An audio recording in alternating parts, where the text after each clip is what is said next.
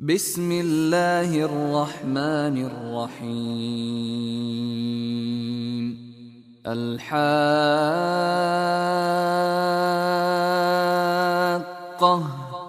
ما الحاقة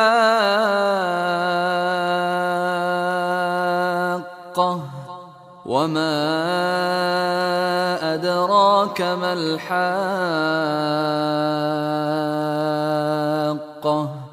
كذبت ثمود وعاد بالقارعة. فأما ثمود فأهلكوا بالطاغية وأما عاد فأهلكوا بريح صرصر عاتية سخرها عليهم 7 ليال و8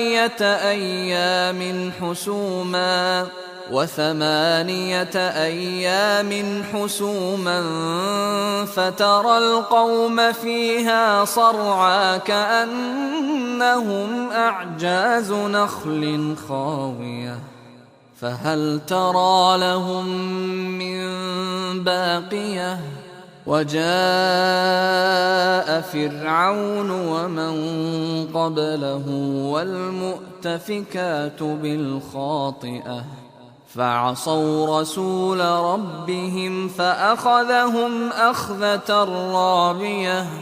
إنا لما طغى الماء حملناكم في الجارية لنجعلها لكم تذكرة وتعيها أذن واعية. فإذا نفخ في الصور نفخة واحدة وحملت الأرض والجبال فدكتا دكة واحدة فيومئذ وقعت الواقعة. وانشقت السماء فهي يومئذ واهية والملك على أرجائها ويحمل عرش ربك فوقهم يومئذ 8 يومئذ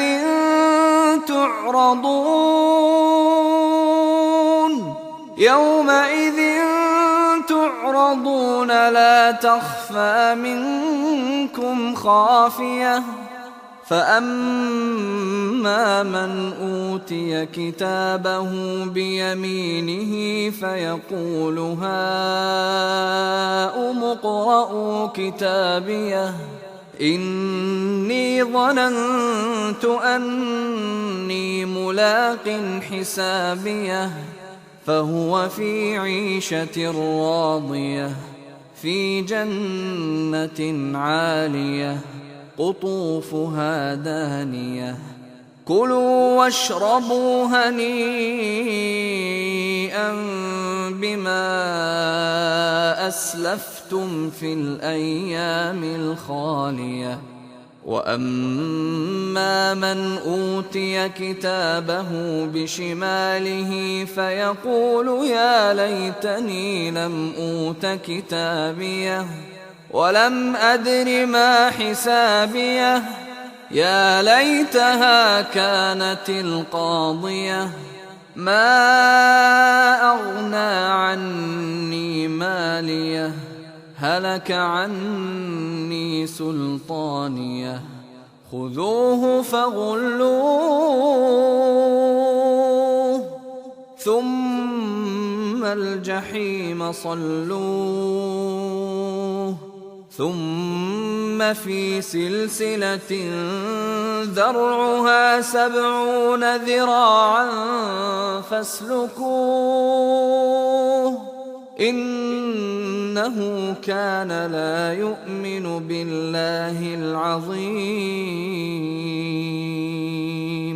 ولا يحض على طعام المسكين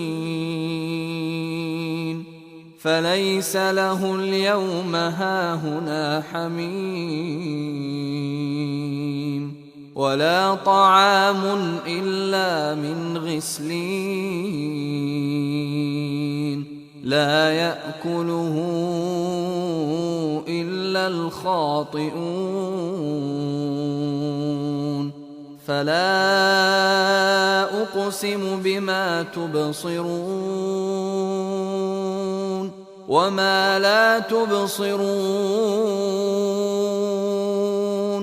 إنه لقول رسول كريم وما هو بقول شاعر قليلا ما تؤمنون ولا بقول كاهن قليلا ما تذكرون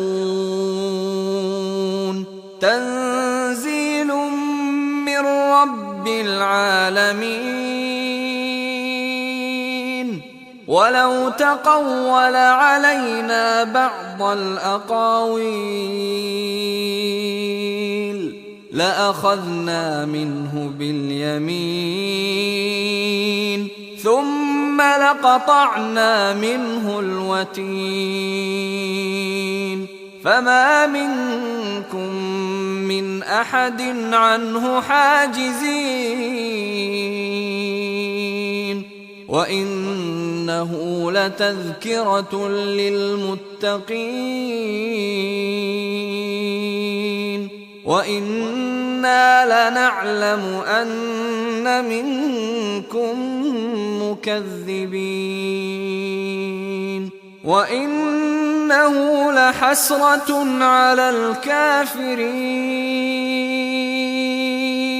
وإنه لحق اليقين